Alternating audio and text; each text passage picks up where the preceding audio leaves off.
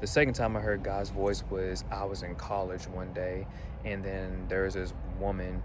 I know she was going through a bunch of stuff, and she basically came to class later on, and then she was going through a bunch of stuff. She was basically, um, yeah, she basically going through a lot. We basically had a bunch of schoolwork and assignments and things to catch up on, and she really didn't know much about it, but she learned about everything that we had to do. And she said, man, she was just stressed out. She said, I got a lot of things on my plate. I got a lot of things to take care of, and basically in her personal life. And I was like, man, I do feel sorry for her and everything. But then I remember it got into the end of class. That moment, it was just me and her in the class. And then I had to go tell my teacher something real quick. But on the way to telling her, God spoke to me and said, I want you to go back and I want you to pray over that woman. And I was like, okay, I'll do it.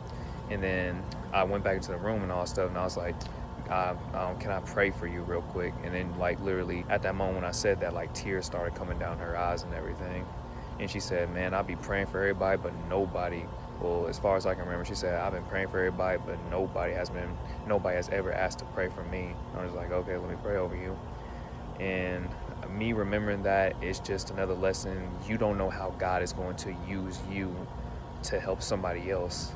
So, and I also know in the Bible it says when God calls upon your name, don't harden your heart. So whatever God has plans for you, don't try to like, God, I'm not the person, I'm not the one, because he chose you specifically. If you let God use you, he does have amazing plans for your life. So don't try to knock it out. Like knock it out. It's like, nah, God, that ain't for me, because you never know what he has planned for you. Amen.